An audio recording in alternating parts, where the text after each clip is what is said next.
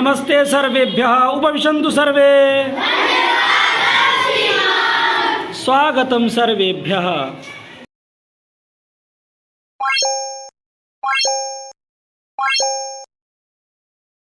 संस्कृत प्रकाशम channel में आप सबका स्वागत है। आज कक्षा षष्ठी के अमृता पुस्तक के प्रथम पाठ प्रार्थना प्रार्थना के द्वितीय श्लोक के साथ हम लोग उपस्थित हुए हैं, है ना। इसके पहले ही कक्षा में जो है हम लोग प्रथम श्लोक को पढ़ लिए हैं, पढ़े हैं ना, और वो सबको याद भी हो गया है, हाँ? क्योंकि आप लोग बहुत अधिक परिश्रमी हैं, है ना। अब जो है हम लोग आज दूसरे श्लोक का अभ्यास करेंगे और उसको अभ्यास करके उसको याद भी करेंगे। दूसरा श्लोक जो है, पहला श्लोक भगवान के लिए समर्पित है जो हम लोग पढ़े हैं, है ना। त्वमेव माता च पिता त्वमेव बंधुश्च सखा त्वमेव विद्या द्रविणम त्वमेव सर्वम त्वमेव देव। और दूसरा श्लोक जो है हमारे देश का वर्णन है। हम लोगों के देश का नाम क्या है? भारत, भारतवर्ष। क्या नाम है? हाँ, भारतवर्ष हमारे देश का नाम है। इस भारतवर्ष का वर्णन है इसमें कि हमारा भारतवर्ष कैसा है, हमारा भारतवर्ष, तो इसी का वर्णन है। अब हम लोग इसको पढ़ेंगे और खूब मन लगा के आनंद उठाते हुए पढ़ेंगे, है ना। हाँ, प्रसन्न चित्त हो करके। नमो नागेंद्राय हिमालयाय नमो विशालाय च सागराय नदी गणेभ्यः सुख साधनेभ्यो देशाय तस्मै मम भारताय नमो नगेंद्राय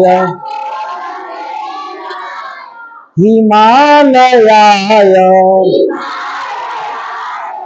नमो विशालाय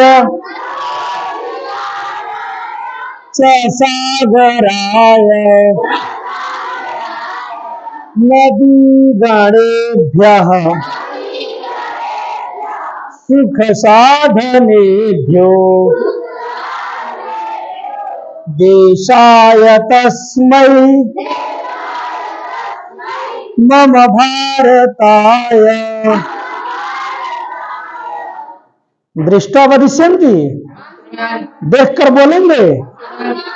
तदा वदन्तु।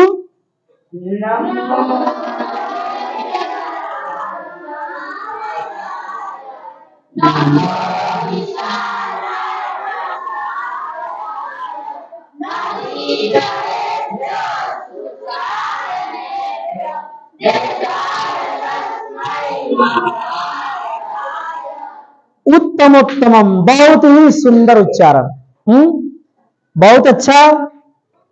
तो इसका अब अर्थ हम लोग जानते हैं, पढ़ने के लिए भी आ गया, और थोड़ा थोड़ा अगर कहीं त्रुटि है तो उसको हम लोग बार बार जब अभ्यास करेंगे तो आ जाएगा, है ना।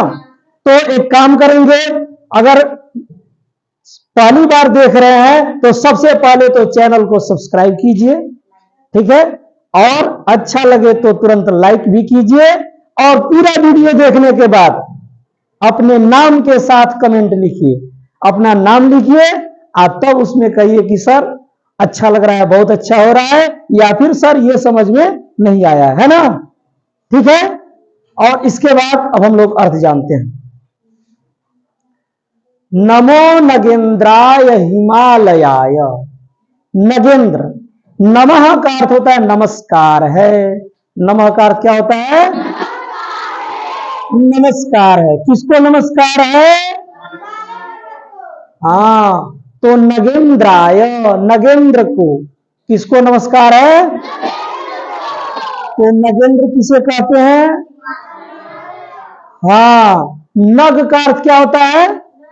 नग का अर्थ होता है पर्वत। नग का अर्थ क्या होता है? नग का अर्थ क्या होता है?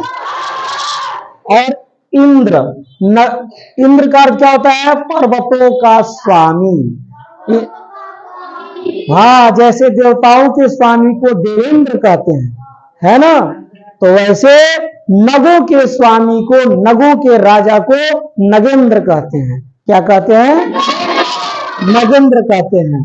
तो पर्वतों के राजा, किसके राजा? नगेंद्र शब्द का अर्थ समझ में आ गया? हाँ, नगेंद्र का अर्थ हुआ पर्वतों के राजा, हिमालयाय, हिमालय के लिए। किसके लिए? हाँ, हम लोग पहले ही पढ़े, नमस्कार है। किसको नमस्कार है? पर्वत राज हिमालय को नमस्कार है। ठीक है, पर्वत राज हिमालय को नमस्कार है। नमो विशालाय च सागराय, विशाल सागर को नमस्कार है। पहले पर्वतराज हिमालय को नमस्कार है, फिर भारत में जो विशाल सागर है उसको नमस्कार। इसके बाद क्या है? नदी गणेभ्यः।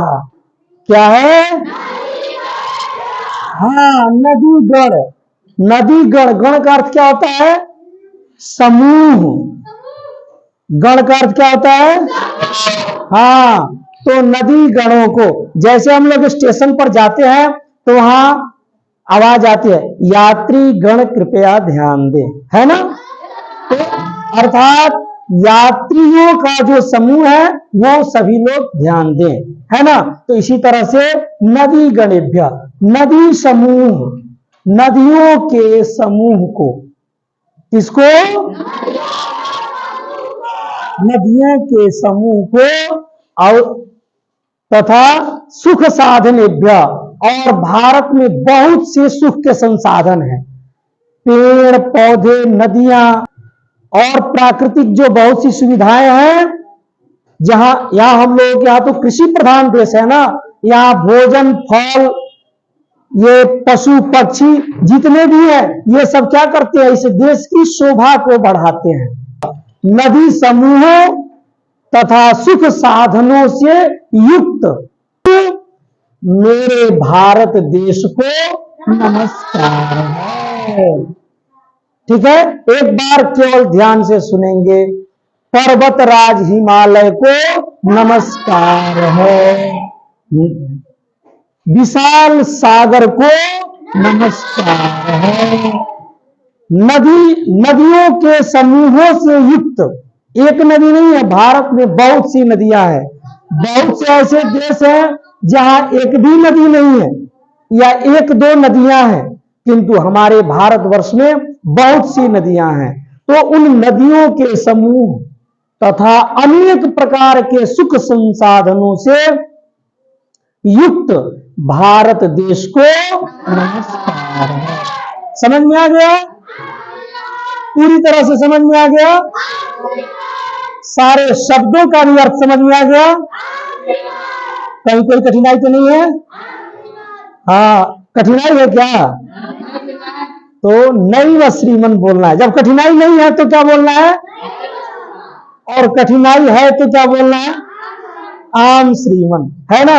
हम लोग धीरे धीरे संस्कृत बोलने का भी अभ्यास करेंगे, ठीक है। तो ये श्लोक तो अच्छी तरह से समझ गए। अब इसका एक बार पाठ करेंगे आप लोग, तो बोलो तो जरा।